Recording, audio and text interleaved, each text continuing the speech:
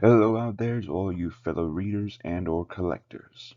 The time for me is currently 6:30, but I was really excited to tell you all about this series, especially with the fact that it's finally getting a season 2 as it was announced this year.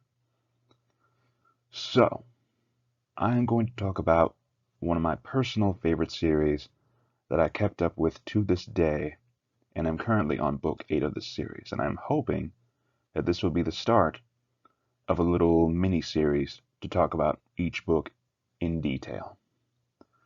So today, I'm going to introduce one of my personal favorite military fiction and all around amazing stories. Today, I'm going to talk about the Saga of Tanya the Evil, specifically Book 1, Deus Vult. Now, Tanya the Evil is written by Carlo. From what I understand, there is also a manga adaptation as well as an anime. And to be frank, I actually have the first season of the show on DVD currently in my collection, and I still enjoy it to this day. But today I'm going to talk about the light novels, specifically Book 1, Deus Vult. Now this introduces us to the world of Tanya, as well as how they came to be Tanya the Gurachov. So, the story of Tanya is that at one point Tanya was actually a middle-aged salaryman. Now the salaryman apparently used to work in a company in the human resources department. And the start of their story specifically, is that at that point in time they had just fired someone for being an incompetent employee. Now, after this, they're waiting in the train station to possibly go home or continue with other work. But that employee they just fired that day pushes them into the path of an oncoming train. However, right before they die, this salaryman actually has a near-death close encounter with God. However, them being an atheist, they do not believe that they are actually talking with God, and that they actually could be talking to the devil. So, in light of this, they decide to call them Being X. Now, Being X taking affront to this, as well as their lack of faith, due to the salaryman bringing up that their modern world provides a lot of what they will need, and therefore not needing any faith. Taking a challenge to this, Being X decides to reincarnate this salaryman into another world, specifically one that would possibly bring out their faith. And so, having said that, this salaryman is reincarnated with all their memories intact of their previous life into the body of a blonde-haired, blue-eyed little girl named Tanya, specifically in what amounts to an alternate world in World War I era Imperial Germany. Though specifically it is called the Empire. And currently this world is actually locked in a state of warfare due to the fact that the Empire is in rival with another country called the Entente Alliance. Seeing no other options for herself, Tanya decides to join the military at a very young age. It rapidly rises through the ranks due to her status as a mage. Ironically enough, what makes this world different is that magic is a very real thing, and it has actually affected a lot of their modern warfare tactics. And to be quite honest with you, that was actually a pretty unique twist in my personal opinion. Having modern warfare scales with infantry, armor, and heavy artillery, but also including magic, as well as Air Force and Navy. I figured that was a fun little twist. Now, moving on with the story. So Tanya at first manages to rise rapidly through the ranks before, apparently, she actually has another encounter with Being X, and then states that they are not actually practicing their faith, to which Tanya rebuttals this by saying there has been no need. However, during a test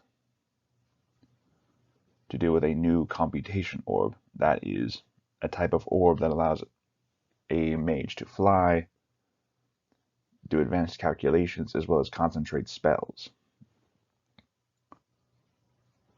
However, right before this computation orb explodes, Being X actually intervenes and lays a curse upon this orb.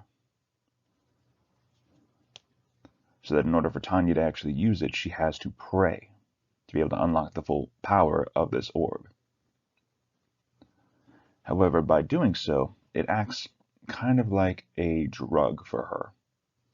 As in, the more she uses it, the more she will continue to become addicted to the power that it offers, and as such, would eventually fall into faith in time.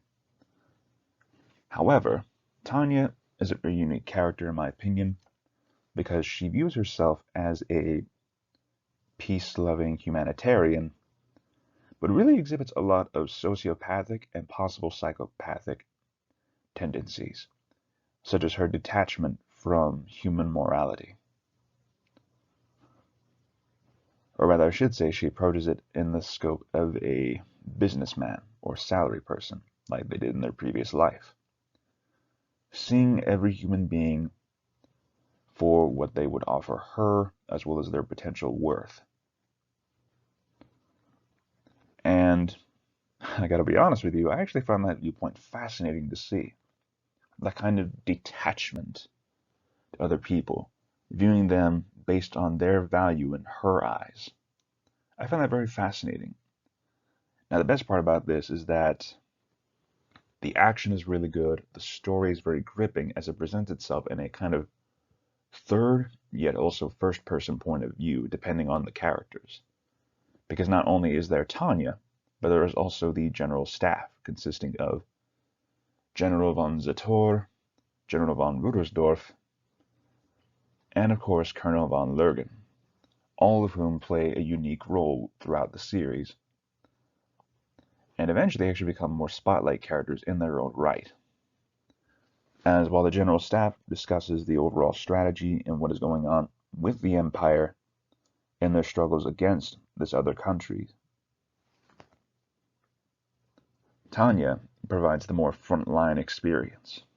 And to be honest with you, I found that really fascinating because we never really discuss what happens behind the scenes with the strategists, how they plan things.